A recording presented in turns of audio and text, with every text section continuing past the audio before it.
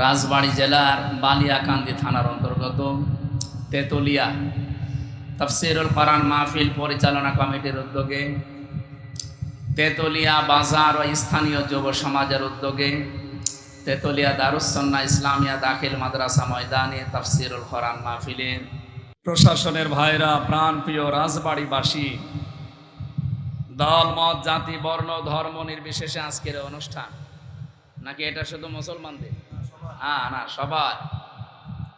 অন্য ধর্মগ্রন্থের মতো কোরআন শরীফ না। আজকে একটা দৃশ্য দেখে খুব কষ্ট লেগেছে। বাংলাদেশে পাবনাতে আল্লাহর কোরআনের প্রায় 150 কপি আগুনে পুড়ে গেছে। যে দুর্বৃত্তরা আগুন দিয়েছে, কোথায় দিয়েছিলেন জানি না, কিন্তু কোরআন শরীফ পুড়ে গেছে। আপনার কপালেও আগুন লাগবে।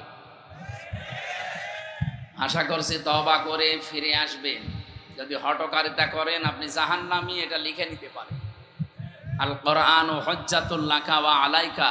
কোরআন কারো পক্ষে সাক্ষী হবে অথবা বিপক্ষে সাক্ষী হবে।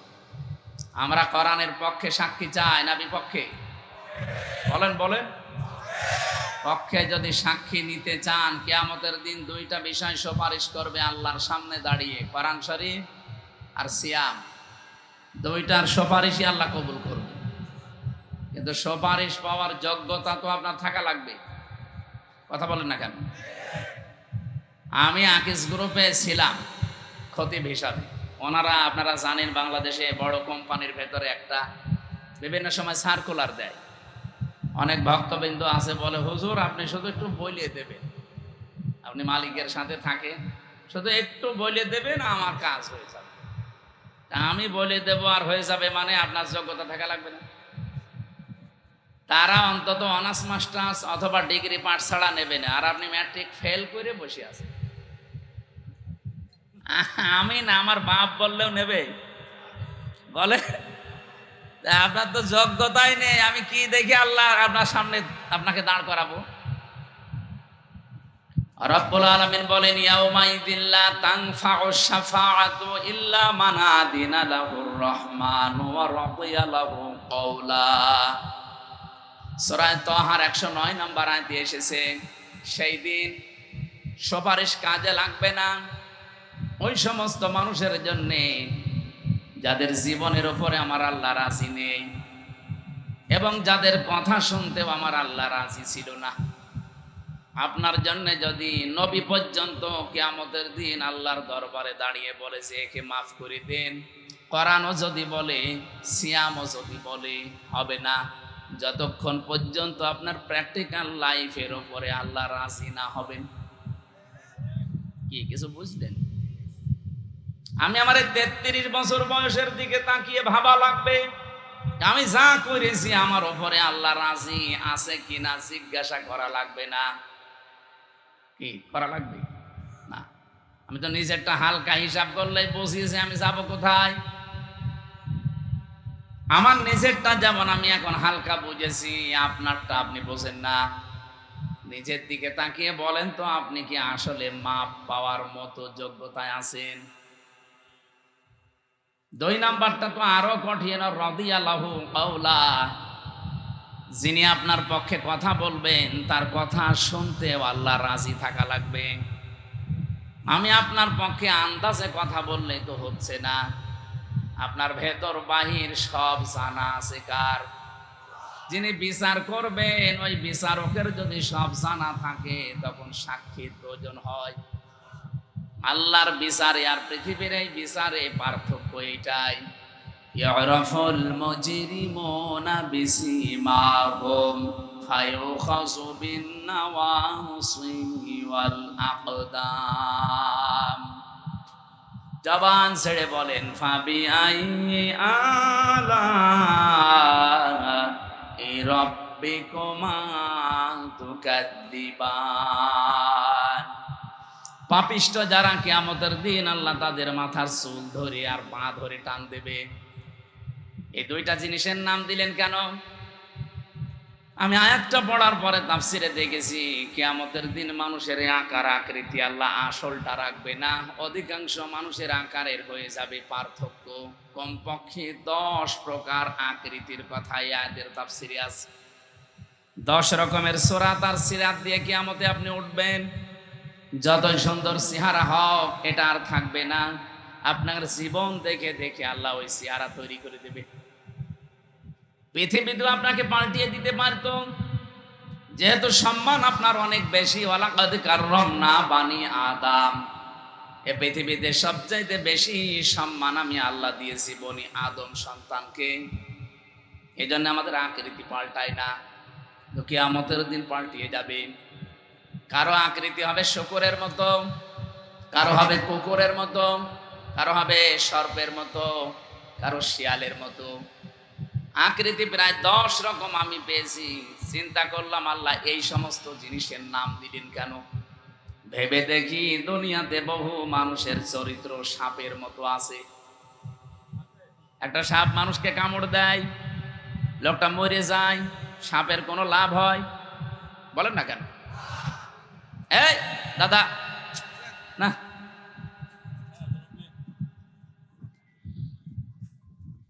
পৃথিবীতে বহু মানুষ এমন আমরা দেখি শুধু মানুষের ক্ষতি করে বেড়ায়, নিজের সেরকম লাভ হয় না। কি কথা বললেন? ও সকাল থেকে ওঠার পরে ও ধান্দা থাকে কার 12টা বাজাবো। এই 15.5 বছর যেরকম ছিল, কারে মামলা দেব, কারে মিথ্যা সাক্ষী দিয়ে জীবন নষ্ট করে দেব। রাজবাড়ি মনে হয় আপনার টের পাননি।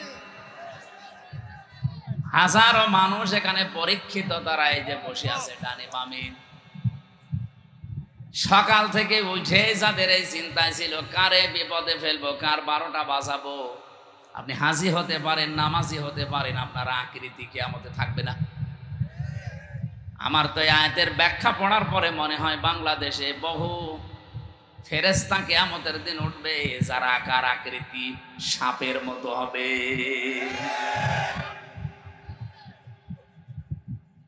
কিছু মানুষের আকার হবে কুকুরের মতো। কুকুরের কাজ কি? আপনি 2টা কুকুরকে খাবার দেবেন পাশাপাশি, একটাকে যা দিয়েছেন ও সারা দিন খেলেও শেষ হবে না, এরপরও দেখবেন পাশেরটায় হামলা দেয়। এই স্বভাব দেশে ছিল না? বলেন। আমাদের কুষ্টিয়ার হানিফ সাহেব, পরে আল্লাহ যাই দিয়েছিলেন ও যদি মরণ পর্যন্ত খেত শেষ হতো না। কিন্তু এই 15 বছর ওই এত কিছু বানিয়েছে, আমার মনে হয় ফেরেশতা হিসাব করলো 8-10 দিন লাগবে। আপনি খুলনা, বাগেরহাট, সাতক্ষীরা এই 3টা জেলায় যেয়ে দেখেন, আমার মনে হয় প্রায় অর্ধেকই তার ছিল। চালাকি করতে গিয়ে ধরা খেয়ে গেছে সে আর তার ভাই। নিজেদের নামে জমি জায়গাগুলো, এই ফ্ল্যাটগুলো কিনেছে বিভিন্ন আত্মীয় স্বজনের নামে, তাদের নামে রেজিস্ট্রি করেছে। আল্লাহর ইশারা ওরা যে পালিয়েছে, এখন বলছে আমরা আর দেব না। আপনি কি করলেন চালাকি করে?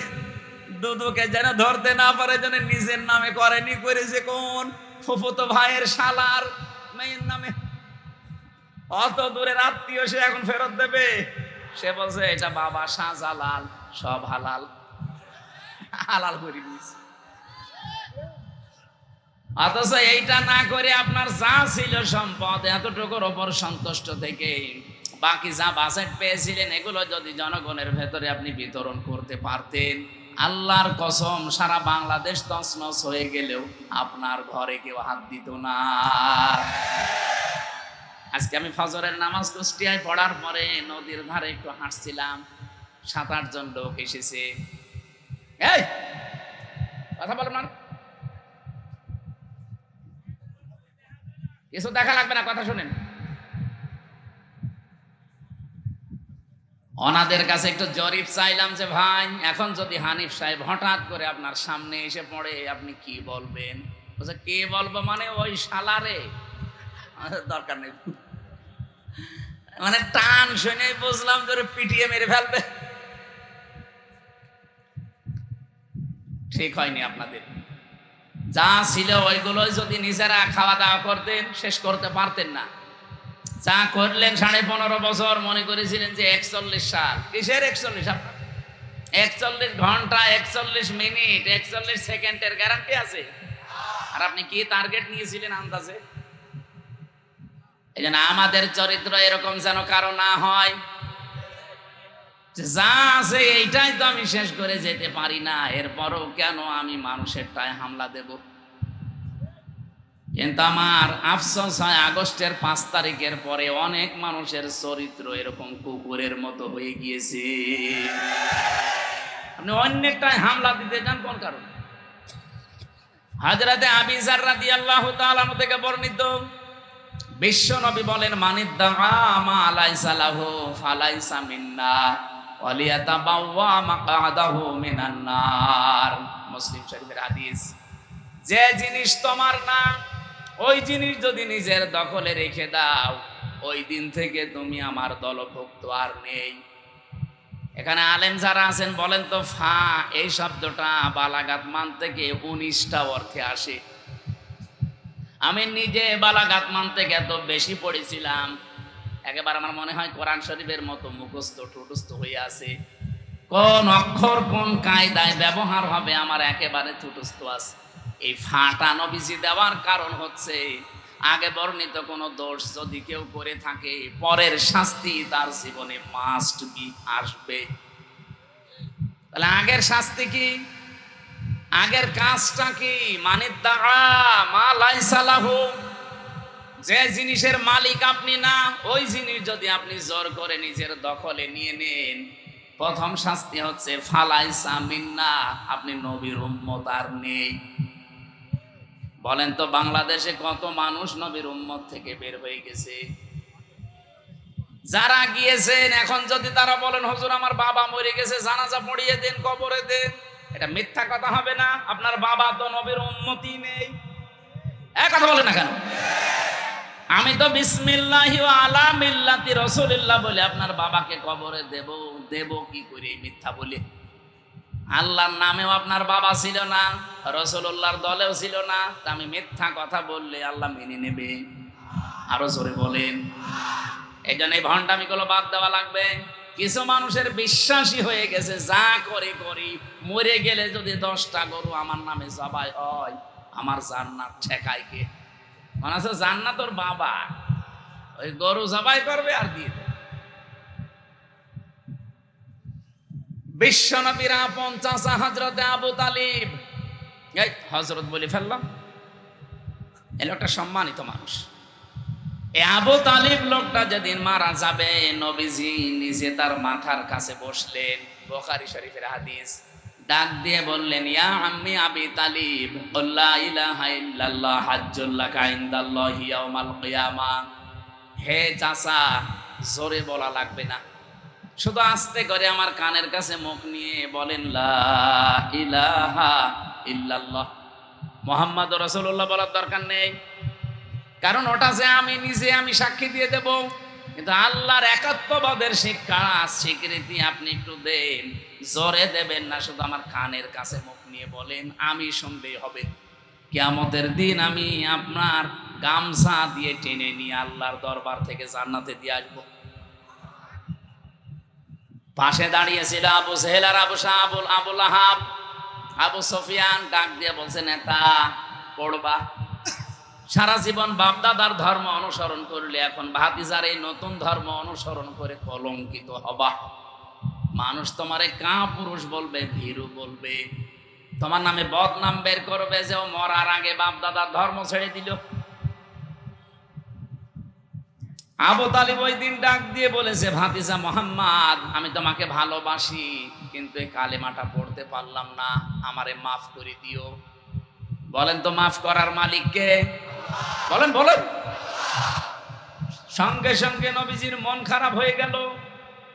ফেরেশতা জিবরাইল সূরা কাসাসের 56 নাম্বার আয়াতটা নিয়ে হাজির হয়ে গেলেন। ইন্নাকা লা তাহদি মান আহবাবতা ওয়ালাকিন্নাল্লাহা ইয়াহদি মাইয়াশা ওয়া হুয়া আ'লামু বিল মুহতাদিন। এটা ইবনে কাসির তাফসিরে পাবেন। আল্লাহ পাক বলেন, ফেরেশতা জিবরাইল এসে বলে, হে নবী, হেদায়েত তো আপনার হাতে আল্লাহ দিয়ে দেয়নি যে যাকে ভালোবাসেন তাকে দিয়ে দেবেন। এটা আল্লাহ নিজের কাছে রেখেছেন, আর আল্লাহ ভালো জানে যে হেদায়েত দেওয়া লাগবে কারে। এই লোকটা আপনার চাচা, আল্লাহ জানে। এই ছেলে বসো। আবার গল্প করে।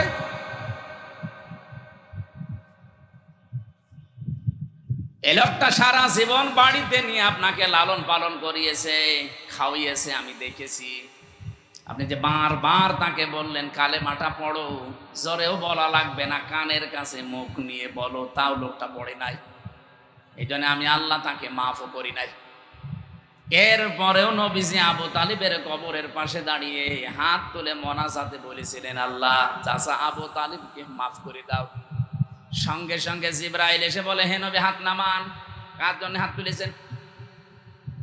মা কানা লিন-নাবিয়্যি ওয়াল্লাযীনা আমানু আইয়াস্তাগফিরু লিল মুশরিকিন ওয়ালাউ কানু উলি কুরবা মিন বা'দি মা তাবায়্যানা লাহুম আন্নাহুম আসহাবুল জাহিম। সূরা তাওবা 11 নম্বর পারার 4 নম্বর পৃষ্ঠার 4 নম্বর লাইনের 113 নম্বর আয়াতে আছে। এটাও ইবনে কাসিরে পাবেন। হে নবী, কার জন্য আপনি হাত তুলেছেন? এই লোকটা আপনার চাচা, আল্লাহ জানে। কিন্তু লোকটা তো মুশরিক। কোন নবীর জন্য, কোন ইমানদারের জন্যও জায়েজ নেই। আল্লাহ শুধু নবীর নাম বলতে পারতেন, ওয়াল্লাযীনা আমানু দিয়েছেন। কিয়ামত পর্যন্ত কোন ইমানদারের জন্য এটা জায়েজ না, উচিত না, শোভনীয় না কি যে কোনো মুশরিকের জন্য আল্লাহর কাছে ক্ষমা চাবে, যদি ওইটা আপনার নিকট আত্মীয় হয়। রাজবাড়িবাসী বিবেক যদি থাকে একটু খাটান, যে নবী জীবনে কোনোদিন হাত তোলা লাগে নাই, শুধু মনের ভেতরে কামনা আসলেই কবুল হয়ে গেছে। এরকম হাদিস শোনেননি?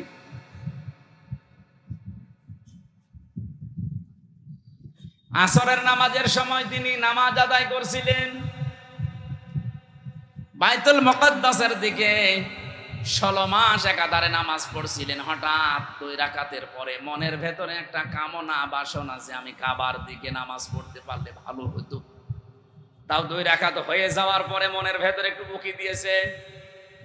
সঙ্গে সঙ্গে ফেরেশতা জিবরাইল আয়াত নিয়ে আসলেন, কাদ নারা তাকাল্লুবা ওয়াজহিকা ফিস সামা ফালানুওয়াল্লিয়ান্নাকা কিবলাতান তারদাহা ইলা আখিরি আয়াত। আল্লাহ পাক বলেন, হে নবী, আপনার মনের ভেতরে কেউ কিছু কি মারে, আপনি যে আকাশের দিকে মাথা তুলেছেন আমি বুঝেছি। আমি জানি আপনি কি চান, যেটা আপনি রাজি আছেন, যেটা আপনি সন্তুষ্ট আছেন, যা আপনার মন চায় ওই দিকে আপনি নামাজের ভেতরে ঘুরে পড়েন। এদিকে পশ্চিম মনে হয়, কোন দিকে? এদিকে। নবীজি নামাজ পড়ছিলেন এইদিকে। হঠাৎ করে তাকিয়ে ঘুরিয়ে নামাজের ভেতরে দিকে ঘুরে পড়লেন। আপনি চিন্তা করেন তো, 2 রাকাত নামাজ হয়ে গেছে আসরের, আরো 2 রাকাত বাকি আছে। এমন একটা সময় মনের ভেতরে কামনা আসলে যেই নবী নামাজের ভেতরে ঘুরে ফেলতে পারে পুরাটা উল্টা, আর সেই নবী হাত তুলে বসে আছে। আল্লাহ বলছেন হাত নামান। আপনার নিকট আত্মীয়তা দেখি, কিন্তু লোকটা মুশরিক। লোকটা কি? আরো জোরে বলেন। মুশরিকের জন্য শুধু নবী না, ইমানদারের জন্যও ক্ষমা চাওয়া জায়েজ নেই। বলেন। অথচ বাংলাদেশে টাটকা মুশরিক মরে যায়, আর আমরা কবরে দিয়ে মোনাজাত এমন করা করি, মনে আছে যে জান্নাত আমার বাবা আর আমি আজকে দিয়ে আসবো। আপনাকে রাগ না করে নিজের সাথে মিলান, আপনার ঈমান আছে না আপনি মুশরিক। বহুবার এই কথা আমি ইঙ্গিত দিয়েছি। আল্লাহ যেটা পারে ওইটা অন্য কেউ পারে, এই বিশ্বাস করার নাম শিরিক। আর শিরিক যারা করে তারা মুশরিক। এর সাথে দ্বিমত আছে কারো? বলেন তো, সন্তান পৃথিবীতে দিতে পারে কে? এটা অন্য কেউ। মনে করে না আমারে 8 রশিরে বাবাও পারে হালকা। আপনি যদি মনে করে থাকেন, আপনি কিন্তু শিরিক করে ফেলেছেন, আর শিরিক করলে আপনি মুশরিক। কে কথা বলেন না কেন? কেউ পারে না সন্তান দিতে। আমাদের জাতির পিতার জীবনের দিকে তাকান। 86 বছর বয়স পর্যন্ত তিনি একটা দোয়া করেছিলেন, রব্বি হাবলি মিনাস সলিহিন। 1-2 দিন 5 বছর 10 বছর না, 86 বছর একাধারে। 86 বছর পরে আমার আল্লাহ জবাব দিয়েছেন, ফাবাশশারনাহু বিগুলামিন হালিম। হে ইব্রাহিম, তোমাকে আমি একটা হালিমের সুসংবাদ দিলাম। হালিম মানে চাচা হালিম না মামা হালিম? কি হালিম দিয়েছিলেন আপনি চিন্তা করেছেন? কি ধৈর্যের পরীক্ষায় আমার আল্লাহ দোয়ার জবাব দিলেন। 1-2 বছর 5 বছর বিয়ের পরে না, 86 বছর পর এমন হালিম আল্লাহ দিয়েছিলেন। ফালাম্মা বালাগা মাআহু সাআয়া ক্বালা ইয়া বুনাইয়া ইন্নী আরা ফিল মানাম আন্নী আযবাহুকা ফানজুর মাযা তারা। সন্তান যখন 14 বছর বয়স বাবার সাথে একটু চলাফেরা করতে পারে, এই যে হালিমের ব্যাখ্যাটা বোঝার জন্য আমি বলছি, এদিকে তাকান। আপনি যদি একেবারে 1-1.5 বছর 2 বছরের ছেলে মেয়ের কথা বলতেন, তাহলে এত মায়া মহাব্বত জন্মাতো না। কারণ 13, 14, 15 বছর বয়সের সন্তান নিয়ে বাবা মা একটা আশা করে যে রে আমি এই জায়গায় পৌঁছিয়ে দেব। এই কথা বলেন না কেন? বাবার হাতে কামে একটু লাগে, এরকম একটা ভালো সময় পেছনে পেছনে সব সময় থাকে, বিভিন্ন কাজে কামে লাগানো যায়। এমন সময় আল্লাহ পরীক্ষা দিলেন যে সন্তান জবাই করো, স্বপ্নে দেখালেন। প্রশ্ন আসতে পারে, হযরতে ইব্রাহিম নবীকে আল্লাহ সরাসরি আদেশ না দিয়ে স্বপ্ন দেখালেন কেন? কি মানে সরাসরি বলতে পারতেন না ইব্রাহিম সন্তান জবাই করে ফেলো? পারতেন না? বলেন কেন জবাই করার জন্য স্বপ্ন দেখানো লাগবে? হযরতে ইব্রাহিমকে আমার আল্লাহ স্বপ্ন দেখিয়েছিলেন এই জন্য। আল্লাহর ইচ্ছা ছিল না যে ইসমাইল জবাই হবে না, আল্লাহর ইচ্ছা ছিল যে আমি এই জবাই পর্যন্ত ইব্রাহিমকে নিয়ে আসতে চাই। এই জন্য স্বপ্নে তিনি এই সিস্টেমটা, ক্রাইটেরিয়াটা দেখিয়েছিলেন যে এইভাবে করে অন্তত গলা পর্যন্ত ছুরি নিয়ে যাও, জবাই হয়ে যাবে এ পর্যন্ত আমি আল্লাহ চাইনি, আমি চেয়েছি তুমি আসলে জবাই করার মতো মন তৈরি করেছো কিনা। কোরবানির শিক্ষাই তো এটাই, যার 20 দিন পরে আসতেছে এই শিক্ষাটাই দিয়ে যাবে। উনি যেমন আল্লাহর সিদ্ধান্তের সব কিছুকে উপেক্ষা করে আল্লাহর সিদ্ধান্ত মেনে নিয়েছিলেন, এই পৃথিবীতে আমরা সব গুনাহ সব অপরাধ যদি ছেড়ে দিয়ে নিজের মনকে ইব্রাহিমের মতো শক্ত করতে পারি, এবারের কোরবানি কবুল হয়ে যাবে। আমার ভাইরা একটু তাকান।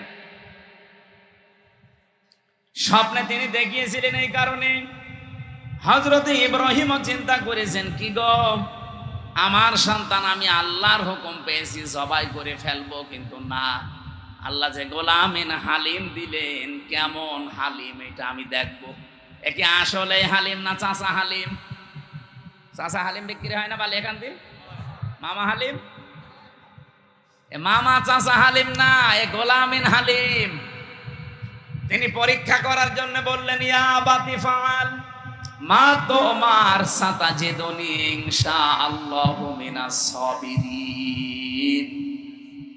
আমি স্বপ্নে দেখলাম তোমাকে জবাই দেব, এখন তোমার রায় বলো। হযরতে ইসমাইল এমন হালিম ছিলেন, তিনি ডাক দিয়ে বলেছেন, হে আমার সম্মানিত পিতা, যা আদিষ্ট হয়েছেন আপনি পালন করেন, আপনি আমাকে ধৈর্যশীলদের মধ্যে পাবেন। শুধু ধৈর্যশীল পাবেন তাহলে সবের বলতেন, তিনি সাবিরিন বলেছেন বহু বছর। তাফসিরে ফি জিলালিল কোরআন সাইয়্যিদ কুতুব লিখেছেন তিনি সাবিরিন বললেন কেন?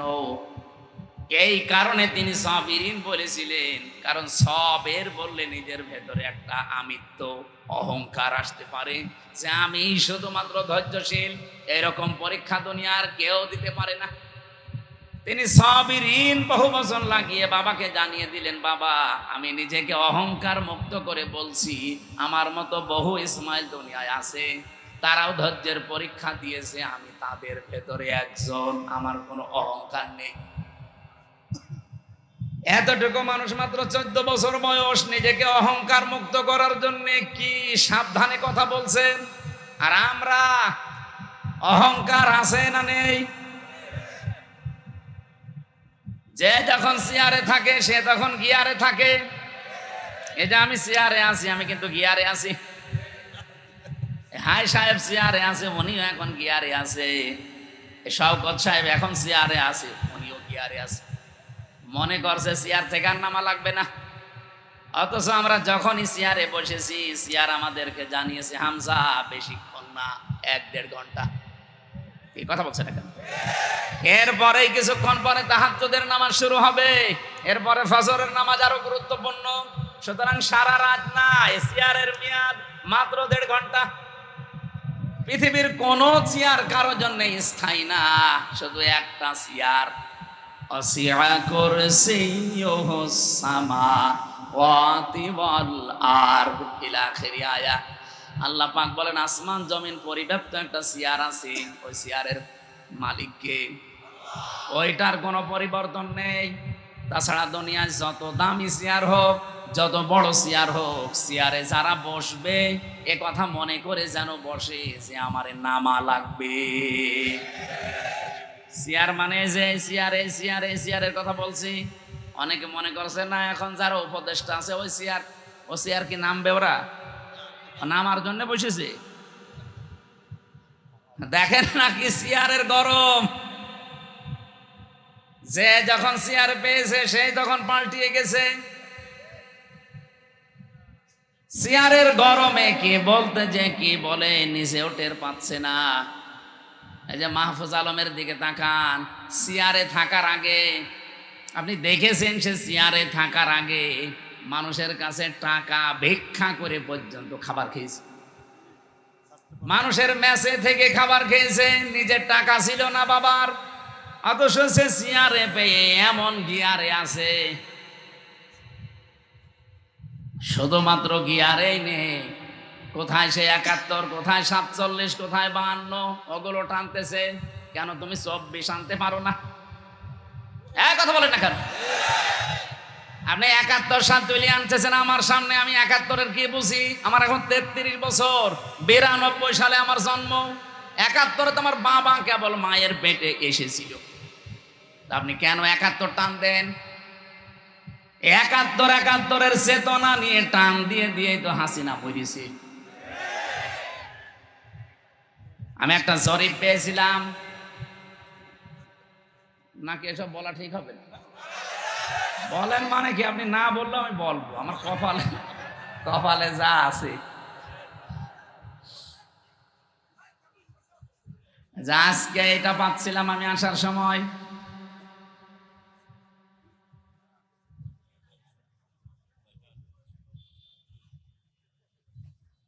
মনে হচ্ছে রওশনের সাথে হয়ে গেছে। হবে না।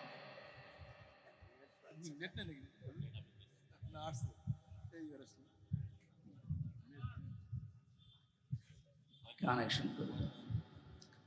সুবহানাল্লাহ ওয়ালহামদুলিল্লাহ লা ইলাহা ইল্লাল্লাহ। সুবহানাল্লাহ আলহামদুলিল্লাহ লা ইলাহা ইল্লাল্লাহ লা ইলাহা ইল্লাল্লাহ মুহাম্মাদুর রাসূলুল্লাহ। ভাই রাগ করবেন না, এটা সত্য কথা বলে বলছি, না বলতাম না। 7 জন বীরশ্রেষ্ঠের মধ্যে একজন আওয়ামী লীগের ছিল না, এটাকে আমি বানিয়েছি ইতিহাস। 11টি সেক্টর কমান্ডারের ভেতরে একজন আওয়ামী লীগের ছিল না। 68 জন বীরোত্তমের ভেতরে একজন আওয়ামী লীগের ছিল না। 30 লক্ষ শহীদের ভেতরে আওয়ামী লীগের একজনও বড় নেতা আপনি নাম পাবেন। তাহলে আওয়ামী লীগ যুদ্ধটা করলো কোথায়? এটা জানাতে চেয়েছেন ডক্টর কামাল হোসেন। আপনি জবাব দেন। আপনি যে চেতনা বিক্রি করলেন এই 15.5 বছর, একটাও তো পেলাম না। এমনকি মুক্তিযুদ্ধ বিষয়ক মন্ত্রী যারে দিয়েছে অকর্মা মুজাম্মেল, অকর্মা মুজাম্মেল, সেই লোক নাকি মুক্তিযোদ্ধা না, ভুয়া মুক্তিযোদ্ধা। এ পাগলে এমন তালিকা করেছে, যাদেরকে আপনি যুদ্ধ অপরাধী বানাবেন তাদের না বানিয়ে সব বানিয়েছে আওয়ামী লীগের আর বিএনপি। আরে ভাই, আপনি যদি জামাতের 1000 দিতেন তাও এ দেশের মানুষ বলতে এটা ঠিক আছে। জামাতের মাত্র দিয়েছে 37 জন, তাও 13 জন মরে গেছে। এই অকর্মা মোজাম্মেল রে শুধু এই মন্ত্রণালয়ে বসিয়ে শুধু খাওয়িয়েছে, কোনো কাজ ছিল না। কোন কারণে ওরে বসিয়েছিল আল্লাহ জানে, আর যে পালিয়েছে ও জানে। আমার কথা শোনেন, বাস্তবতা কিন্তু এইটাই। চেয়ারে থাকলে আপনি গিয়ারে থাকতে পারেন না। পৃথিবীর কোন চেয়ার যেহেতু স্থায়ী না, ইসমাইল নবী এইটার ইঙ্গিত দিয়েছিলেন সবিরিন বলে। হে বাবা, আমি অহংকার মুক্ত থাকতে চাই, কারণ কোন মানুষের ভেতরে যদি যাররা পরিমাণ অহংকার তৈরি হয়, জান্নাত তার জন্য হারাম। কি সচেতন ছিলেন তারা অহংকারের ব্যাপারে। এত বড় কঠিন পরীক্ষায় অবতীর্ণ হতে যাচ্ছেন, তারপরেও তিনি নিজেকে বাঁচিয়েছেন। ইনশাআল্লাহু মিনাস সাবিরিন, এতটুকু বললেও হয়েছে তো। এর আগে তিনি জুড়ে দিয়েছেন ছাতা জিদনি, সিন লাগিয়ে দিলেন কেন?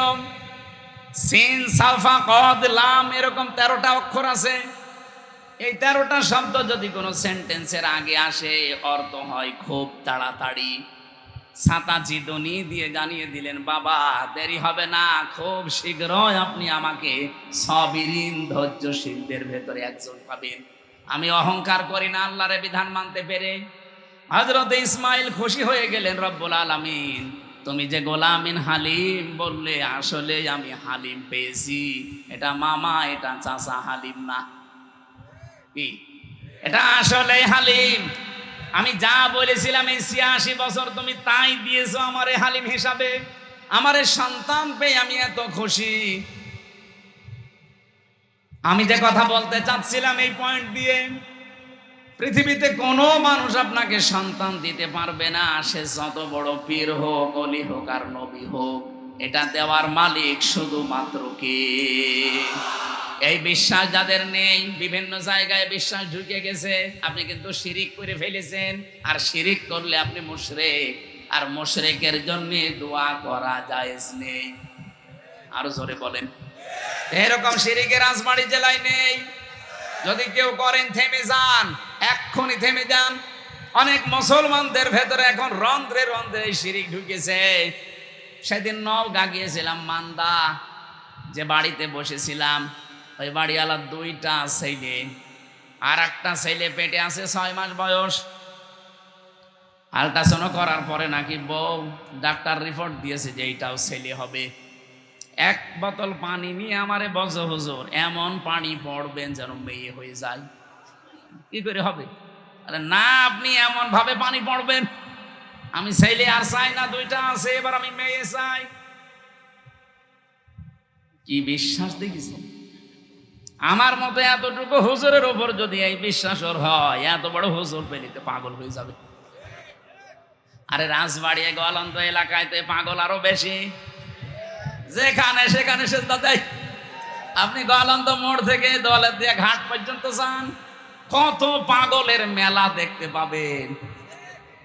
হরেক রকম পাগল দিয়ে মেলাইছে মেলা। কি সবুজ সবুজ পাগড়ি মাথায় দিয়ে পাগলের মতো আন্দাজে। আরে পাশের জেলায় তো আল্লাহর ওলি কয়েকটা ঘুমিয়ে আছে। কি ঘুমিয়ে নে? আটরশি, চন্দ্রপুরী, আরো করপুরী আছে। বাস্তব কথা শোনেন, আল্লাহ যেটা পারে পৃথিবীর কেউ ওইটা পারতে। আরো জোরে বলেন তো, জমিন বানিয়েছে কে? এই জমিনে আইনও চলার কথা কার? সুতরাং আল্লাহর বানানো জমিনে অন্য কারো আইন বিধান সিদ্ধান্ত কেউ যদি কায়েম করতে চায়, সে আল্লাহর সাথে শিরিক করেছে। আর শিরিক করলে সে মুশরিক। বলেন, মুশরিকের জন্য নবীর জন্য দোয়া করা জায়েজ নেই, ইমানদারদের জন্য দোয়া করা। তাহলে বলেন, এইরকম মুশরিক দেশে নেই? আল্লাহর আইন বাদ দিয়ে কত মানুষের আইন তৈরি করা, ওগুলো আপনি কায়েম করার জন্য চেষ্টা চালান। আর আপনাকে ভুল পথ থেকে সঠিক পথের দিশা দিলে আপনার কাছে রাজনীতি মনে হয়। আপনারে কোরআন শরীফ, বুখারী শরীফে হবে না, বাকারি শরীফ লাগবে। এত বাংলা বলার পরও বলে, হুজুর আমি বুঝি না। শিরিকের চাইতে আর কি বলে বোঝানো যায় বলেন? আপনি বানানো জমিন আল্লাহর, আপনার বাবা বানিয়েছে জমিন? একটা চাউল বানাতে পারেন? তাম দুনিয়ার সব বিজ্ঞানী মিলে একটা ডিম বানাতে পারবে? বানিয়েছে যিনি, সিদ্ধান্ত দেওয়ার মালিকও তিনি। আলা আলাহুল খালকু ওয়াল আমরু। এই আয়াতের পুরা বিরুদ্ধে চলে আসে দেশে বহু মানুষ। সুতরাং আজকে থেকে সাফ কথা বলছি, যারা আল্লাহর আইনের বাইরে আছেন, মানুষের তৈরি করা আইন এই জমিনে কায়েম করার জন্য চেষ্টা করেন, দল করেন, যাই করেন, আপনি কিন্তু শিরিক করছেন। আপনি যদি আমার বাবাও হন, আপনার মতো বাবার জানাজা পড়া, কবরে দেওয়া জায়েজ নেই, কারণ মুশরিকের জন্য দোয়া করা নবীকে আল্লাহ নিষেধ করেছে। আলাউ কানু ওলি করবা, যদিও এটা আপনার নিজের নিকট আত্মীয় হয়, তারপর আপনি করবেন না। নবীর দোয়া যদি আল্লাহ ফেরত দেয়, হামজার খবর আছে? বলেন বলেন। সুতরাং আপনি বিসমিল্লাহি ওয়া আলা মিল্লাতি রাসূলিল্লাহ বললেই হয়ে যাবে? পুরাটা মিথ্যা কথা হবে। এই জন্য যে জিনিস আপনার না, ওইটা যারা দখল করে নিজের আয়ত্তে রেখে দিয়েছেন, ওইটা ফেরত দেওয়া লাগবে। এলাকায় কারা এই চরিত্রের আছেন, তারা কালকেই লোকের জিনিস ফেরত দেবে। কারা কারা দেবেন হাত তোলেন তো। একজু কাঁটা মারি খেয়েছো।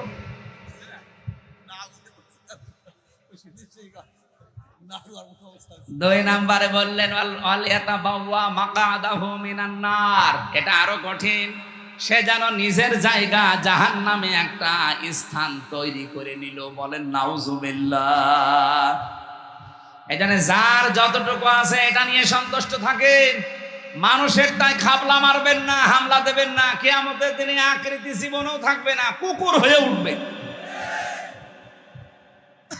আমার ভাইরা, আমি আর নিচে নামলাম না। যে কথা তুলেছিলাম, কিয়ামতের দিন যদি আপনি আল্লাহর সামনে দাঁড়ান, আর নবী যদি আপনার পক্ষে কিছু বলে, তা আপনার কিন্তু যোগ্যতা থাকা লাগবে। এমনকি শুধু প্র্যাকটিক্যাল লাইফের ওপরে না, রাদিয়াল্লাহু কাওলা, আপনি যে কথাবার্তারা বলেন, ওই কথার উপরও রাজি থাকা লাগবে। কার? আরো জোরে বলেন। এই জন্য এমন জীবন তৈরি করা দরকার যেন কোরআন আমার পক্ষে সাক্ষী দেয়। আল কোরআনু হুজ্জাতুল লাকা ওয়া আলাইকা। কোরআন কিয়ামতে হয়তো কারো পক্ষে সাক্ষী দেবে অথবা বিপক্ষে সাক্ষী দেবে। আজকের ময়দানে আমরা এসেছি এমন কিছু কথা বলতে চাই, শুনতে চাই, মানতে চাই, যেন কোরআন আমার পক্ষে সাক্ষী দেয়। বলেন আমিন। যারা আজকের এই ময়দান তৈরি করেছে, যেহেতু শুধুমাত্র মুসলমানদের জন্য আপনারা সাজাননি, এই বালিয়াকান্দি নাম শুনে বোঝা যাচ্ছে এলাকায় অমুসলিমরা আছে, আছে না? সুতরাং অন্য ধর্মেরও যারা আছেন, ওয়েলকাম জানাচ্ছি, আসেন, কোরআনের কাছে আসেন। এটা শুধু আমাদের না, হাদা বায়ানুল লিন্নাস, মানুষ পদবাচ্যে যারা বিবেচিত, সবার জন্য আল্লাহ কোরআন দিয়েছে। সেদিন যশোরে কলেজের এক অধ্যাপককে বলেছিলাম যে, স্যার আপনি তো বিসিএস ক্যাডার, সুনীল দত্ত, আপনি তো হিন্দু মানুষ, আপনাকে আমি মুসলমান হতে জোর করি না, কিন্তু আপনাকে আমি আহ্বান জানাই, আমার ধর্মীয় গ্রন্থ কোরআন শরীফ একটু বুঝে বুঝে পড়বেন। আপনি বাংলায় পড়েন, ইংরেজিতে পড়েন, যে ভাষা আপনার ভালো লাগে পড়েন, কিন্তু একটু বুঝে পড়বেন। দেখে 3 মাস পরে আল্লাহরে বান্দা মুসলমান হয়ে গেছে। এই জন্য কোরআন শরীফকে শুধু আজকে এলাকার মুসলমানদের জন্য আয়োজন, সবার জন্য আসেন। আশা করছি মন যদি আপনার থাকে, আল্লাহ আপনাকে হেদায়েত দিয়ে দেবে। তো মন থাকা লাগবে, মন না থাকলে হামজা না, হামজার বাপ এসে ওয়াজ করলো আপনার কিছুই হবে না। গিরিশচন্দ্র সেন, নরসিংদী বাড়ি, শিবপুরে, এই লোকটা কোরআন শরীফ এত বেশি পড়েছিল, এত বেশি লিখেছিল, এত বেশি বুঝেছিল, তার জীবনী পড়েন, সে তাফসীর পর্যন্ত লিখেছে, শুধু বঙ্গ অনুবাদ না।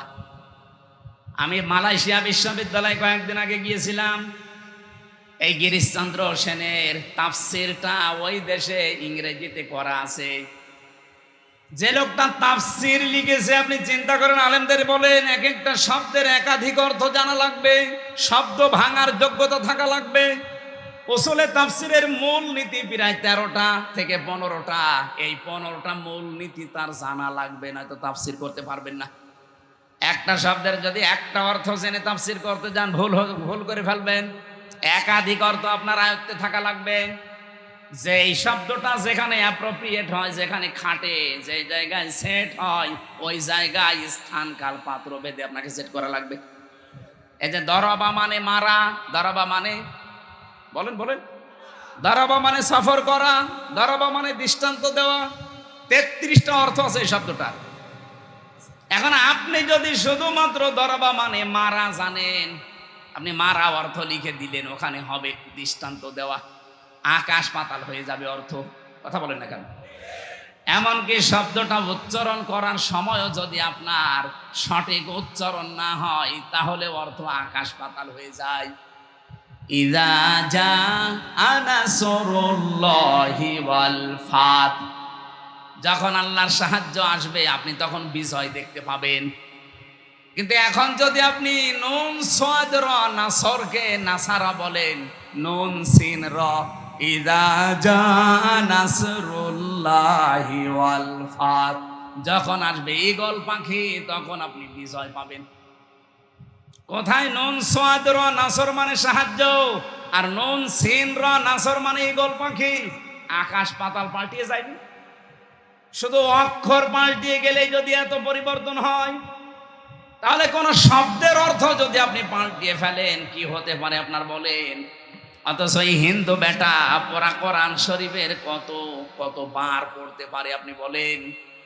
এখানে আব্দুল হাই সাহেব সহ যত আলেম আছে, আমি অন্তত গ্যারান্টি দিতে পারি একজন আলেম ও হাত তুলে বলতে পারবে না যে পড়া কোরআন শরীফের প্রতিটি শব্দের অর্থ আমার জানা আছে। পারবে না। আমি পড়েছিলাম পড়াটা, কিন্তু আমার মনে নেই, আমার আবার স্টাডি করা লাগবে, দেখা লাগবে। আপনি বলেন সেই ছোটবেলা থেকে এর সাথে আমি লেগে আছি, তারপরও এখন পড়াটা আমি এই 33 বছর পর্যন্ত আয়ত্ত করতে পারি নাই। অথচ হিন্দু মানুষ কি পড়া পড়েছিল, কি বোঝা বুঝেছিল, কি লিখা লিখেছিল, পড়া কোরআন শরীফ তার আয়ত্তে আছে, তাফসির যেহেতু লিখেছে, কিন্তু লোকটার মন ছিল না, এজন্য হেদায়েত পায়নি। মারা যাওয়ার পরে জানাজাও দেয়নি, কবরও দেয়নি, পুড়িয়ে ফেলেছে। কথা বলেন না কেন?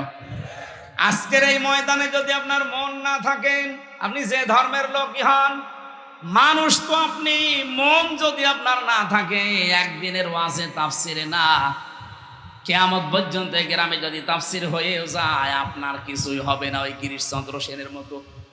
এই জন্য মন আগে তৈরি করেন। হ্যাঁ, কোরআনের সেই ক্ষমতা আছে, আপনাকে হেদায়েত দিতে পারে, পারে না? বলেন বলেন। আল্লাহর কোরআন যে আপনাকে হেদায়েত দিতে পারে, সে ক্ষমতা আছে। কোথায় পাবেন আপনি? যালিকা লিকিতাবুল লা রাইবা ফীহ। এই যে কিতাবের আগে আলিফ লাম দিয়ে নির্দিষ্ট করে দেওয়া, এখানে বোঝাতে চেয়েছে এই আলিফ লাম দিয়ে পৃথিবীতে একটাই মাত্র কিতাব, যার ভেতরে ভুল নেই, সন্দেহ নেই, এবং হেদায়েত দেওয়ার একচ্ছত্র মালিকানা কোরআনকে আল্লাহ দিয়েছে। কোরআন পারে আপনাকে হেদায়েত দিতে, কিন্তু দেবে না। এই যে সূর্যটার কাজ হচ্ছে আলো দেওয়া, সূর্যের আলো দুনিয়ায় সবাই পায় না? পায় না। অন্ধ আলো পাবে। এখন দোষ কি সূর্যের না ওর চোখের? আরো জোরে বলেন। পৃথিবীতে একটা খাবার আছে, যে খাবারকে তরল, তারপরও সেটাকে ড্রিঙ্ক বলা হয় না। Milk is an ideal, drink বলে না ideal food. Ideal food drink বললে অর্থ মেলাতে পারবেন না, যদিও এটা তরল। যতক্ষণ পর্যন্ত দুধ ঘি না হবে, মাখন না হবে, যতক্ষণ ওটা জমাট না বাঁধবে, দই না হবে, ততক্ষণ তো ওরে তরল থাকলে তো ড্রিঙ্ক বলা যায়।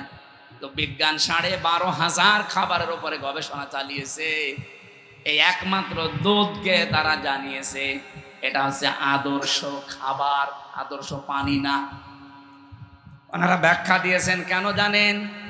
তামাম পৃথিবীতে যত খাবার আছে, আপনার যদি ক্ষুধা লাগে খাবার খাবেন, ক্ষুধা মিটে যাবে, কিন্তু পিপাসা মিটবে না। একমাত্র যদি আপনি পানি পান করেন, পিপাসা মিটে যাবে, কিন্তু ক্ষুধা মিটবে না। ক্ষুধার জন্য খাবার মাস্ট বি লাগবে। পানির কাজ পানি করবে, খাবারের কাজ খাবার। তো একটাই মাত্র খাবার দুনিয়াতে আল্লাহ পাঠিয়েছে, যেটা খেলে ক্ষুধাও মিটে যায়, পিপাসাও মিটে যায়, তার নাম দুধ। এখন দুধ ভালো জিনিস না খারাপ জিনিস? আরো জোরে বলেন। একে সবার জন্য ভালো না, আমাশার রোগী যে ওর জন্য ভালো। ওরে আপনি দুধ দেবেন, ও সারাদিন টয়লেটে বসে থাকবে। দুধ তো ভালো, সবার জন্য ভালো না। কোরআন শরীফও ভালো, এখানে সবার জন্য ভালো না। আপনার মন যদি না থাকে আপনার জন্য ভালো হবে না। কোরআন সবাইকে হেদায়েত দিতে পারে, সে ক্ষমতা কোরআনের আছে। সূর্য যেমন সবাইকে আলো দিতে পারে, সে ক্ষমতা সূর্যের আছে। কিন্তু যার চোখ খারাপ, এ দোষ সূর্যের না, এ দোষ তার চোখের। কথা বলেন ঠিক কিনা? পেট ভালো না যার, তার যেমন দুধে কাজ হয় না। আজকের মাহফিল যেহেতু মানুষের জন্য, সব মানুষের কাজ হবে না, কাজ হবে শুধুমাত্র মনওয়ালা মানুষের। এই জন্য আজকে এখনই মন তৈরি করে যে আজকে যা বলবে এখন থেকে এটা আমার জন্যে। আপনি অন্য দিকে টেনে নিয়ে যাবেন না, বলবেন আমার জন্যে। আমরা সেই নিয়ত নিয়ে এই কথা বলতে চাই, ইনশা। আরো জোরে বলেন ইনশা। সূরা আলে ইমরানের 104 এবং 105 দুইটা আয়াত পড়েছি। আমার এই মাথার ভেতরে এই দুইটা আয়াত সম্পর্কে যত কথা আছে, আমার তো মনে হয় যদি কিয়ামত পর্যন্ত আল্লাহ হায়াত আমাকে দেয়, কিয়ামত এসে যাবে, আয়াতের কথা শেষ হবে না। এত কথা আয়াতের ভেতর থেকে আমি নিজে নিজে বের করেছি, কোরআন থেকে, তাফসীর থেকে, একেবারে অথেন্টিক ভাবে আপনাকে আমি জানাচ্ছি। মন দিয়ে কান খাড়া করে শুনবেন, আগে জবান ছেড়ে দিয়ে কোরআনের আয়াতটা একটু পড়েন। আউযু বিল্লাহি মিনাশ শাইতানির রাজিম, বিসমিল্লাহির রহমানির রহিম। ওয়ালতাকুম মিনকুম উম্মাতুন ইয়াদউনা ইলাল খায়র ওয়া ইয়া'মুরুনা বিল মা'রুফি ওয়া ইয়ানহাউনা আনিল মুনকার ওয়া উলাইকা হুমুল মুফলিহুন। খুব ভালো করে শুনবেন। এখন 10 মিনিট শোনেন, এই 10 মিনিটই কাজ হবে। কোন সূরা জানো? আলে ইমরান। বলেন বলেন। এই এখানে নড়াচড়া করে দেবেন। 104 নাম্বার আয়াত, 200টা আয়াত আছে, 20টা রুকু আছে, মাত্র একটা আয়াত আমরা পড়লাম। আল্লাহ তাআলা গ্যারান্টি দিচ্ছেন, নরমালে বলতে পারতেন, গ্যারান্টি দিয়েছেন, ওয়ালতাকুম মিনকুম উম্মাতুন, অবশ্যই তোমাদের মধ্যে একটা দল থাকতেই হবে। এই যারা আজ বলেন যে আমি নামাজ পড়ি, রোজা রাখি, হজ করে এসেছি, আমার বউ পর্দায় থাকে, ওসব দলদারির ভেতরে আমি নেই, ও ঝামেলায় আমি যাব কেন? আমি কি নামাজ পড়ি না? আল্লাহ বলেন অবশ্যই তোমাদের ভেতরে একটা দল থাকতেই হবে। এই জন্য আল্লাহ উম্মতের আগে আলিফ লাম দেয়নি, উম্মাতুন মানে একটা দল, আর আলিফ লাম দিলে দলটি হইতো। যেহেতু উম্মাতুন দিয়েছেন, একটা দল থাকতেই হবে বাংলাদেশে। আমরা যারা নবীর উম্মত দাবি করি, তাদের ভেতরে কি করবে তারা? ইয়াদউনা ইলাল খায়র, তারা ভালো কাজে মানুষকে ডাকবে, কল্যাণের দিকে। এখন ভালো কাজ, কল্যাণের কাজ কোনটা? তাম দুনিয়ায় যত ভালো কাজ আছে, এটা বলবে আমির হামজা না আল্লাহ? বলেন না কেন?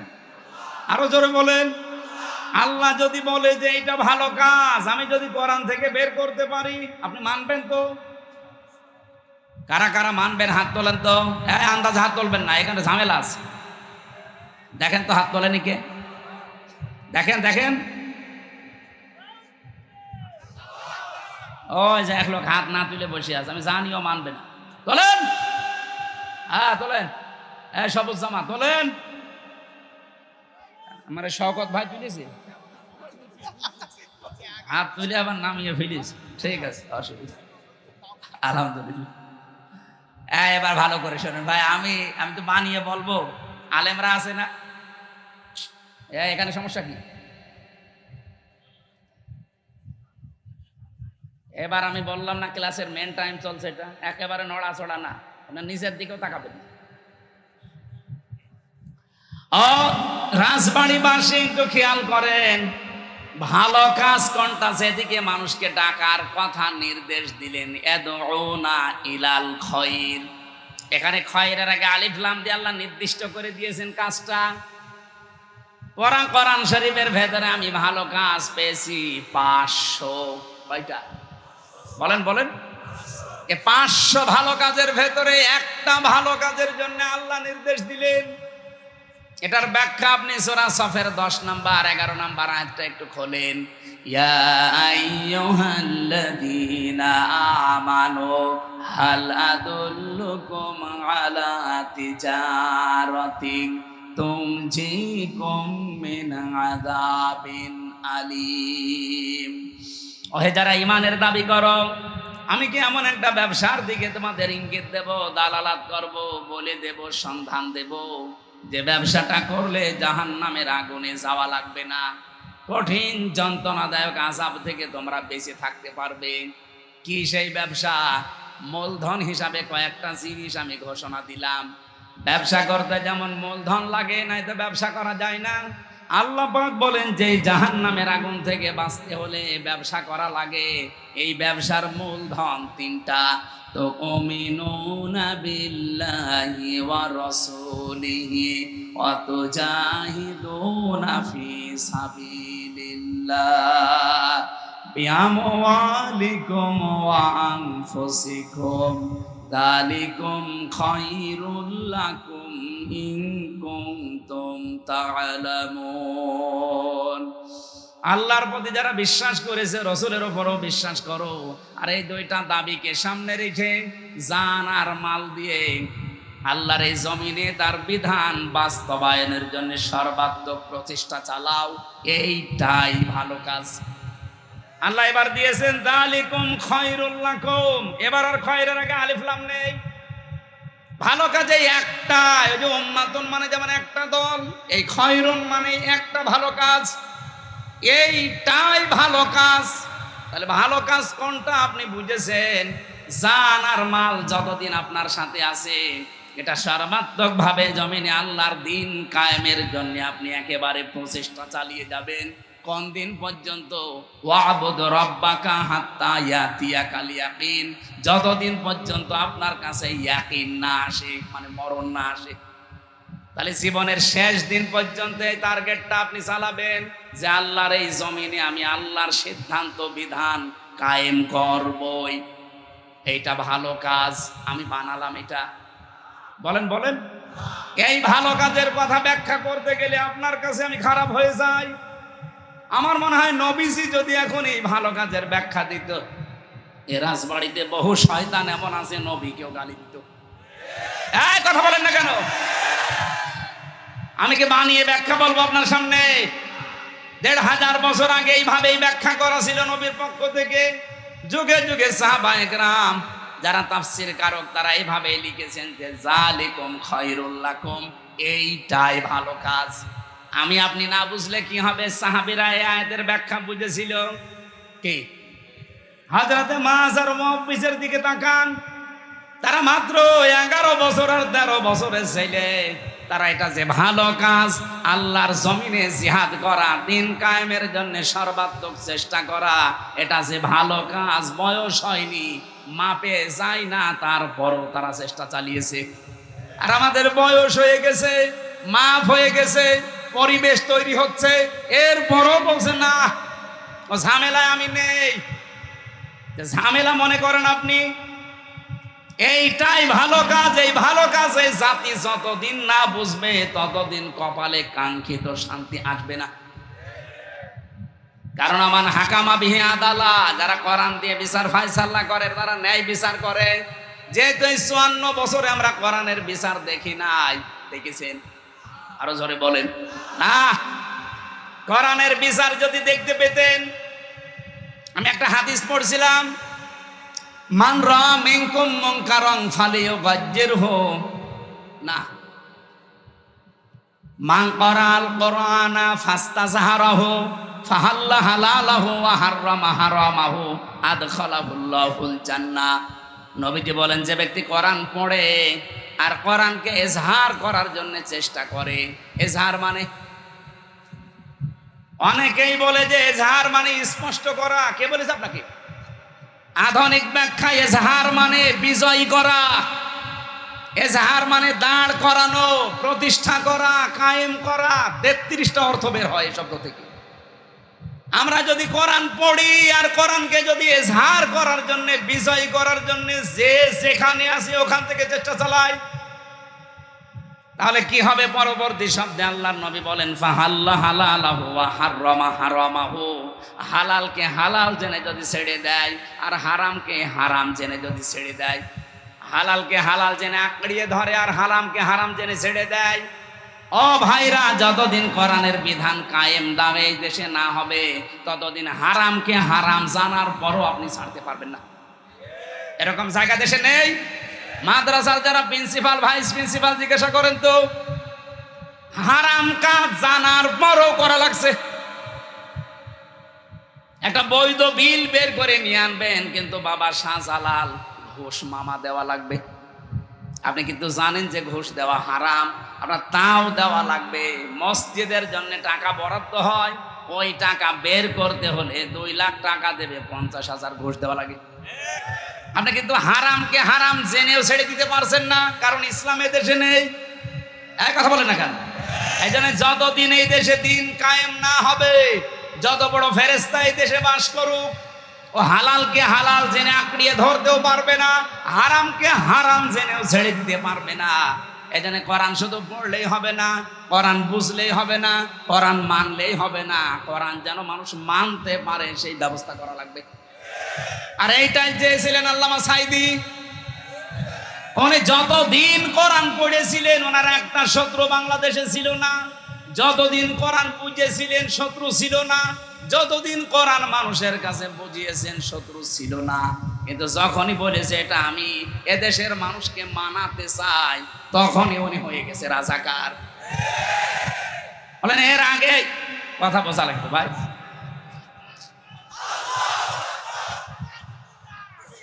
এই কথা শুনুন ভাই, আমি একটু শেষ করি। বলেন তো, এই দেশে আল্লামা শফি হেফাজতের আমির ছিলেন, যতদিন কোরআন পড়েছিলেন তার একটা শত্রু দেশে ছিল? বলেন বলেন। যতদিন কোরআন বুঝেছিলেন শত্রু ছিল, যতদিন কোরআন ব্যক্তিগত আর পারিবারিক জীবনে মেনেছিলেন একটা শত্রু ছিল। যখনই বলেছিলেন না, এ কোরআনের বিরুদ্ধে কোনো সিদ্ধান্ত আমি নিতে দেব না, নবীকে গালি দেওয়া কোরআনের বিরুদ্ধে। আসতে বলেন। উনি যে 13টা দফা দিয়েছিলেন তার ভেতরে এটা দিল যে নবীকে গালি দিলে তার ফাঁসি দেওয়া লাগবে। এক কথা বলেন না কেন? সাতেমে রাসূল যারা আল্লাহর নবীকে যারা গালি দেয় এদের তাওবাও কবুল হয় না, সুতরাং তো জাহান্নামে যাবে। ওরে দুনিয়া থেকে আগে কতল করেন। এই আইন নিয়ে যখন তিনি সাপ্লাই গিয়েছে তখন নামই পাল্টিয়ে দিয়েছে। নাম পাল্টিয়ে কি দিয়েছে? তেতুল হুজুর। অনেকে তেতুল হুজুর ছিলেন। এদেশে বহু মানুষ আমরা আজ দেখি আমাদের নাম পাল্টিয়ে দেয় শুধুমাত্র একটা কারণে, হামজা যতদিন কোরআন শুদ্ধ করে পড়বে কেউ আমাকে কিচ্ছু বলবে না, যতদিন আমি নিজে বসবো আমার সমস্যা নেই। আরে ভাই, কোরআনে কারিমে 3টা শব্দ আমি পেয়েছি কোরআন পড়ার ব্যাপারে, করা, রতালার, তালাওয়া। এই তালাওয়া শব্দের ব্যাখ্যা করতে গিয়ে আমি 4টা জিনিস পেয়েছি। আপনি একটু মিলান। 1 নম্বরে আপনাকে শুদ্ধ করে পড়া লাগবে, তাহলে তেলাওয়াত হবে। 2 নম্বরে ওটা বুঝতে হবে, তাহলে তেলাওয়াত হবে। 3 নম্বরে ওটা যতটুকু বুঝলেন আপনার ব্যক্তিগত আপনার পারিবারিক জীবনে যতদূর আয়ত্তে আছে মানা লাগবে, তাহলে তেলাওয়াত হবে। আর 4 নাম্বারটা শোনায় সোহাগা হবে, পরিপূর্ণ হবে তখন যখন আপনি মানুষকে মানানোর ব্যবস্থা করে দেবেন। আমরা তো এইটা চাচ্ছি যে আমি নিজে মানবো না, আমার দেশের মানুষের জন্য কোরআন মেনে একটা মিনি জান্নাতে থাকতে পারে। এই কথা বলে না কেন? আমরা এটা চাই না। এর বাইরে যদি কেউ কিছু চান তার পক্ষে আমার কথা নেই। আমরা চাই আমি কোরআন শুদ্ধ করে পড়বো, বুঝবো, মানবো এবং মানুষ যেন মানে ওই পরিবেশ তৈরি করে দেবে। কোরআনের পরিবেশ যদি তৈরি হয়, হালালকে হালাল জানা মানা সহজ হবে, হারামকে হারাম জানা ছেড়ে দেওয়া সহজ হবে। হাদিসের শেষ কথা ছিল কি? আদখালাহুল্লাহুল জান্নাহ, আল্লাহ যেন তাকে জান্নাতে দিয়েছে না দেবে?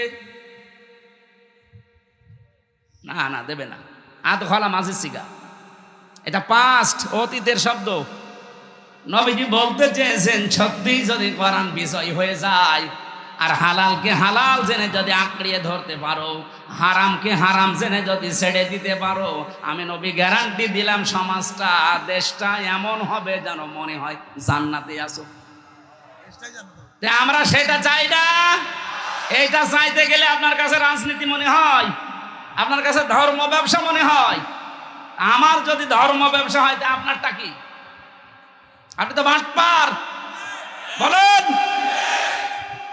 আল্লাহ বলছেন অবশ্যই একটা দল থাকতেই হবে যারা এই কল্যাণের দিকে ডাকবে। এটাই আসল কল্যাণ। এই কল্যাণটা আমরা আজও এই দেশে পাইনি, পেয়েছি। এই কল্যাণটাকে ফেরেশতারা করে দিয়ে যাবে, আমাদের কিছু করা লাগবে না। এই কল্যাণ যদি আসে, এই দলের আরো কয়েকটা কাজ আমার আল্লাহ দিয়েছেন। ওয়ায়ামুরুনা বিল মারুফি ওয়া ইয়ানহাউনা আনিল মুনকার। রব্বুল আলামিন বলেন তারা ভালো কাজে আদেশ দেবে। শব্দের দিকে খেয়াল করে, বাংলাদেশে ভালো কাজের আদেশ আছে না অনুরোধ আছে? অনুরোধ। এদেশে ভালো কাজের আদেশ নেই, অনুরোধ আছে। কারণ আদেশ দিতে হলে চেয়ারে থাকা লাগে। আপনি কোন চেয়ারে আছে বলেন? আপনি যে আদেশ দেবেন আপনার পেছনে কোনো ব্যাকআপ আছে? কিছুদিন আগে আমি যে জেলখানায় গেলাম 3 বছর আগে 20 সালে, ওই সময় আমার গ্রামে একজন জেনা করেছিল। নারী পুরুষ দুইজনে বিবাহিত, ধরা পড়ে গেছে, সাক্ষী প্রমাণও আছে। আমার কাছে গ্রামের লোকজন বসে, হুজুর ফতোয়া দেন, কি করব? ফতোয়া দিলাম যে কোরআনে বর্ণিত বিবাহিত হয়ে গেলে তাদের পাথর মেরে মেরে ফেলা লাগবে, সঙ্গে স্যার বলে যারে। আর যদি অবিবাহিত হয় তাহলে 80টা বেত মারা লাগবে। এটা আমি বানালাম। বলেন বলেন, সূরা নূরের ভেতরে আছে। এখন এই বিধান পর্যন্ত শেষ। এটা যদি গ্রামবাসীকে নিয়ে আমি কার্যকর করতাম যে এটা শুরু করেন, আমার মনে হয় ওই মহিলাকে সঙ্গে সার করার আগে আমারে করত যে এদিকে আসেন আপনাকে সঙ্গে সার করি, পুলিশ তার পরের দিনই আমারে ধরে জেলে দেওয়া না পুরো সঙ্গে সার করে দিত। আমারে বলতো হুজুর এই দেশে আপনি ফতোয়া দেবেন দেন, কিন্তু কার্যকর করলেন কেন? এদেশে কি কোরআনের বিধান আছে আপনি কার্যকর করতে গেলেন? আপনি যে ভালো কাজে আদেশ দেবেন, দেবেন কি করে? আদেশের জায়গায় থাকা লাগবে না। আপনি যা করছেন এটা আদেশ না, এটা অনুরোধ। চলো ভাই সলিমুদ্দিন নামাজ পড়তে যাই। আল্লাহর বিধান কিরকম তেলানো জিনিস নাকি? আল্লাহর বিধান হচ্ছে ডু ইট, এটা কর। আল্লাহ মালিক, আপনি গোলাম। মালিকের সামনে গোলাম কি করে থাকে আপনি দেখেন না? এই জন্য বাস্তবতা আমরা এই দেশে আজ যারা বলি যে আমরা নবীওয়ালা কাজ করছি, আপনি মাইন্ডে নেবেন না। আপনি নবীওয়ালা কাজ করছেন না। নবীওয়ালা কাজ করেছিলেন নবী হওয়ার পরে।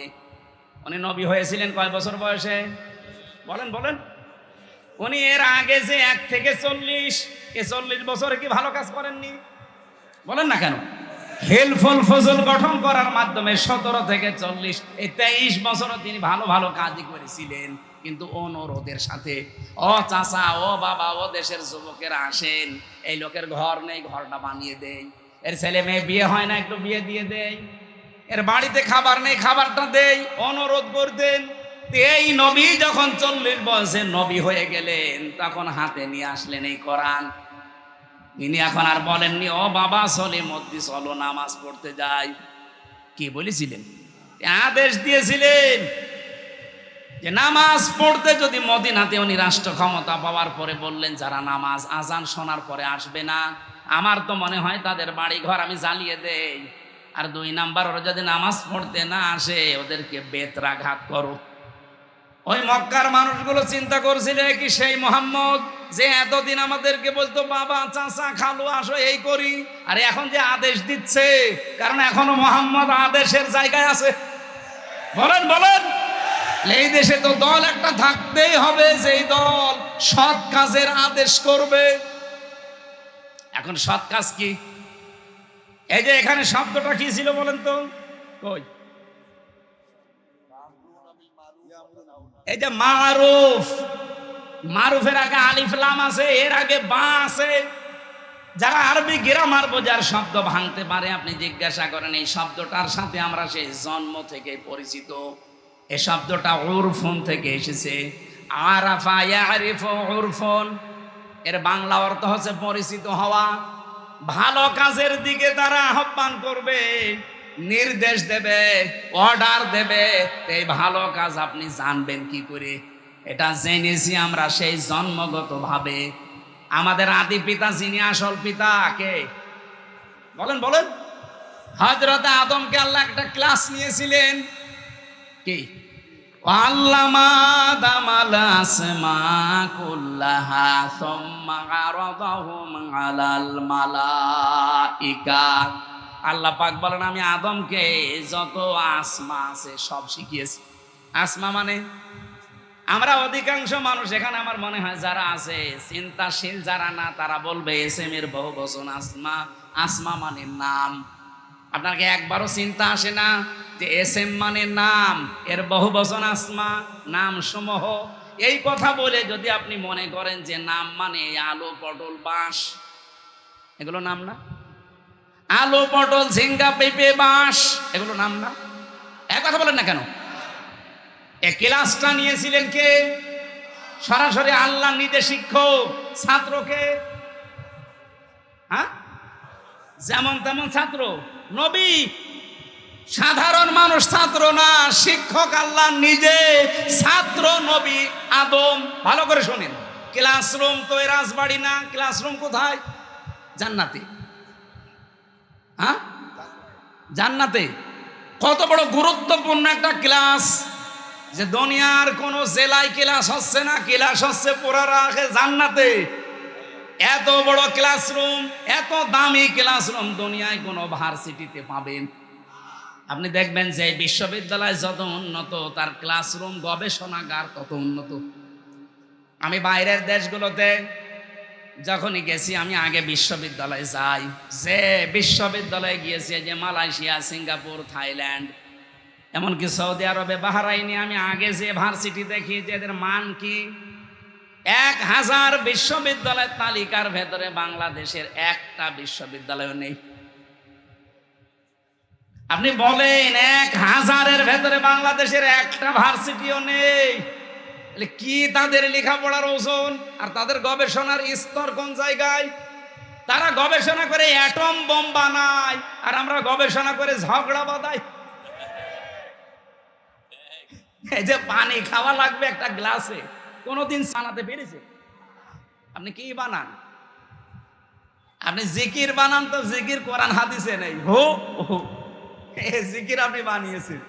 আপনি গবেষণা করে একটা সই বানান, এই সই দিয়ে কাপড় চোপড় সেলাই করে একটু লজ্জাস্থান ঢাকা যাবে। এক কথা বলেন না কেন? কি বানিয়েছেন আপনি বলেন? বাইরের দেশগুলোতে গেলে আমার এই প্রশ্ন করে যে আপনি কি বানিয়েছেন আপনার দেশে, বলেন সেটা। আমি বলি যে আমার দেশে আনা বানিয়েছে শুধু হাঁটুটু, একজনের পা চেপে ধরা, ওপরে উঠতে যায় পা চেপে ধরা। আর বানিয়েছি চোরের খনি। মালয়েশিয়া আন্তর্জাতিক বিশ্ববিদ্যালয়ে ঘুরছিলাম ভেতর দিয়ে, হঠাৎ দেখে একটা মোবাইল পড়ে আছে, ওখানে 120টা দেশের ছেলে মেয়েরা আছে।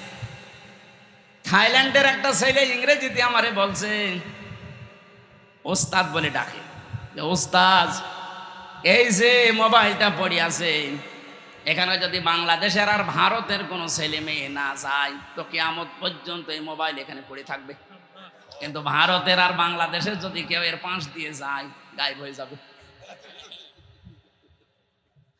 আপনি কি বানাচ্ছেন?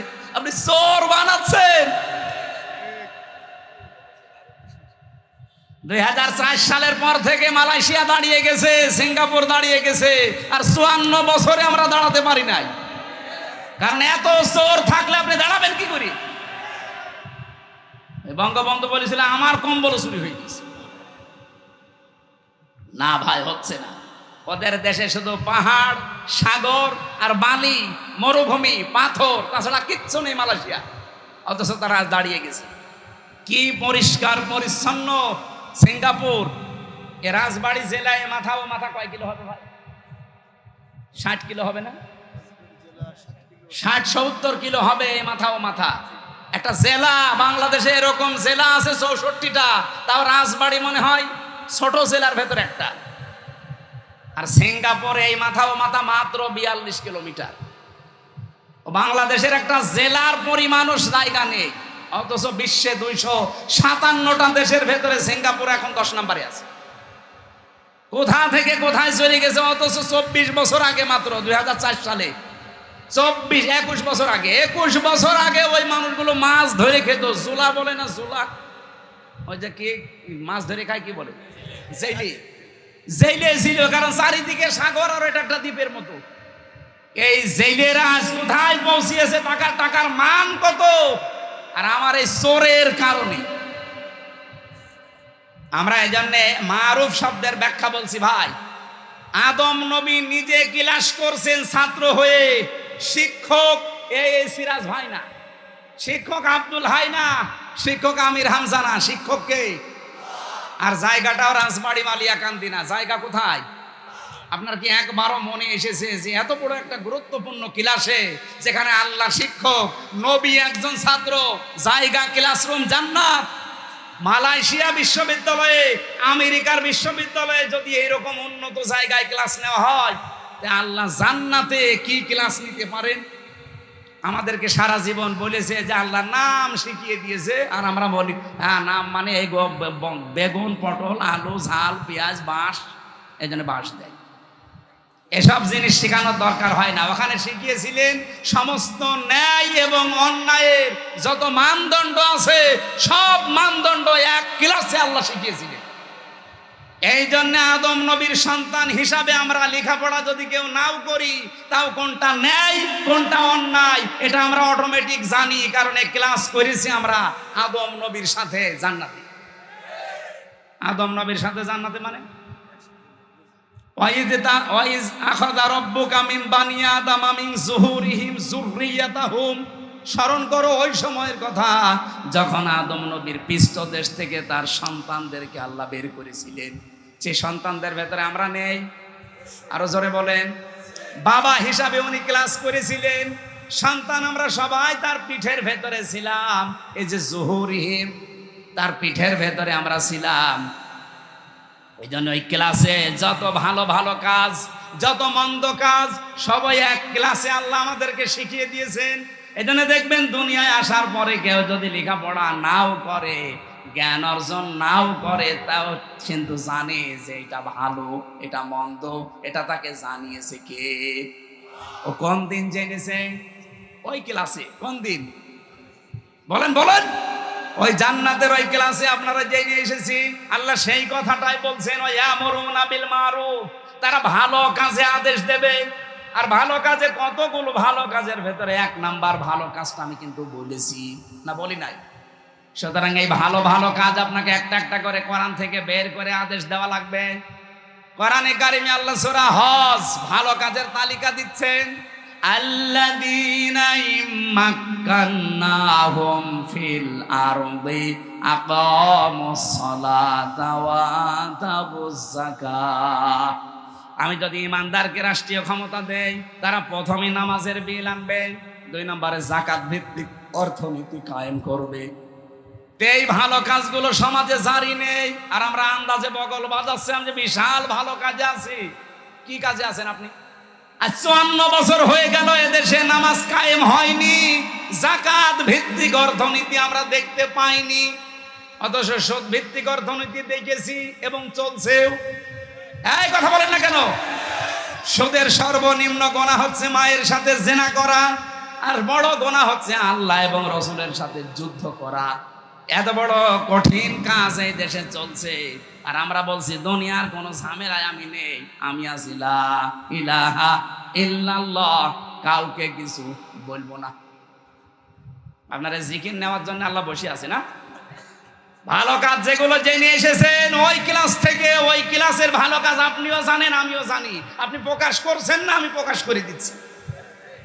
মা বাবার সাথে ভালো আচরণ করাই ভালো কাজ না? এক কথা বলেন না কেন? দুঃখী মানুষের পাশে যাওয়া ভালো কাজ না?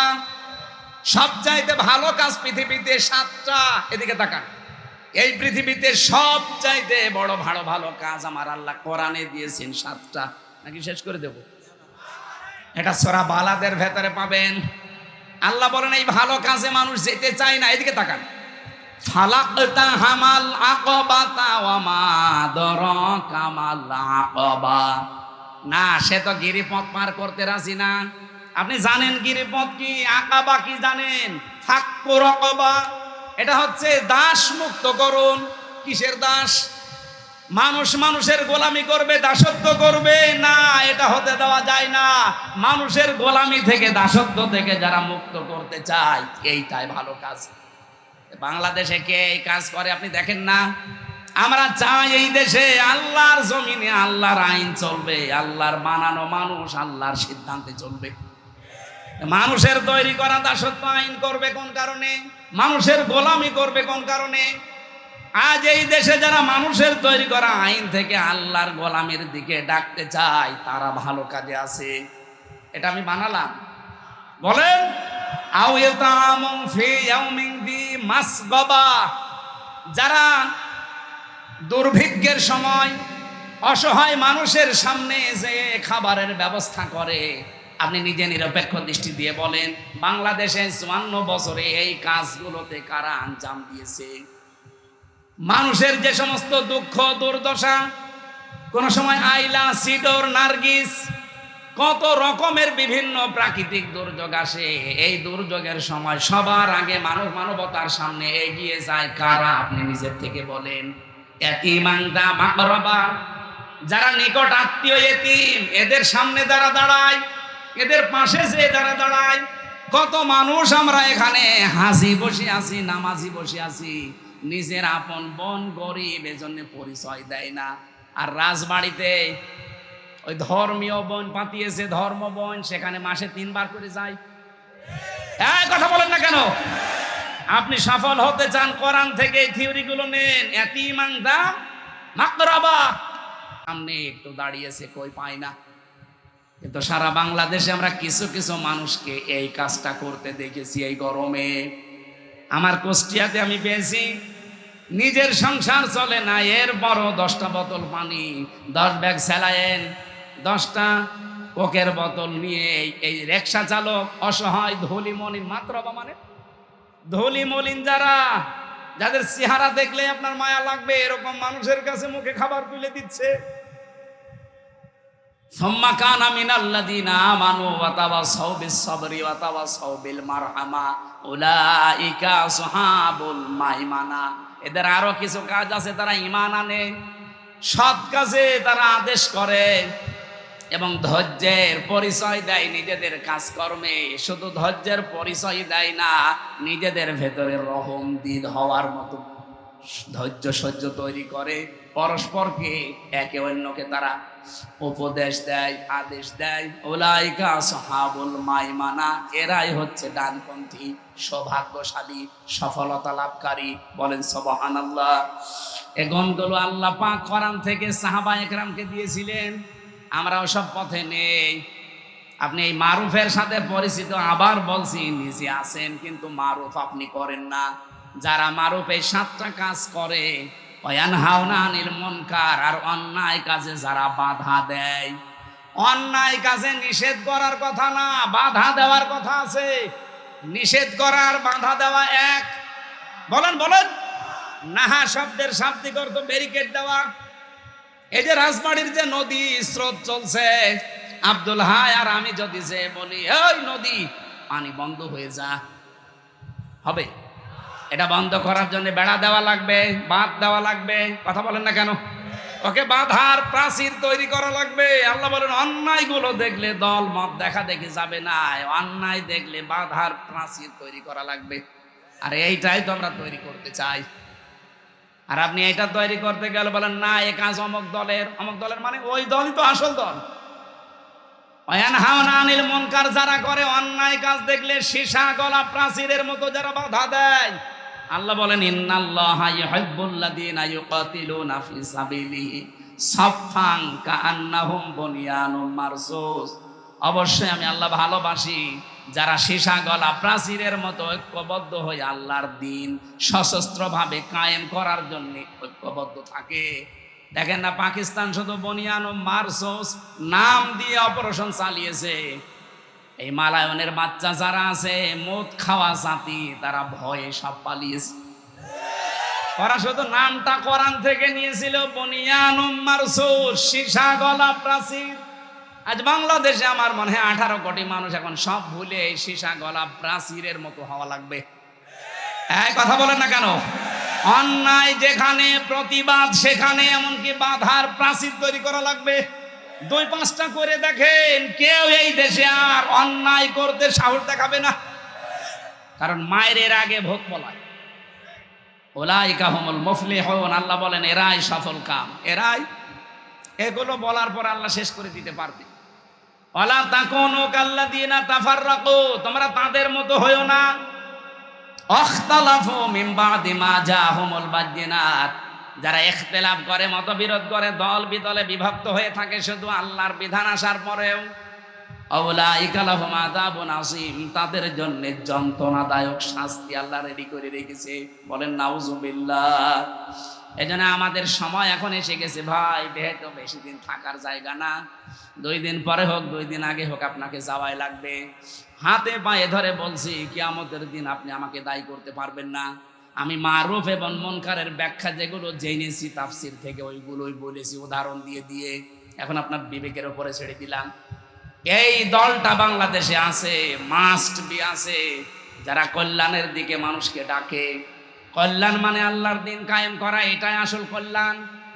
এবং যারা ভালো ভালো কাজে মানুষদেরকে আদেশ দেয়, আর যারা অন্যায় কাজ দেখলে প্রতিবাদ করে, নিষেধ করে।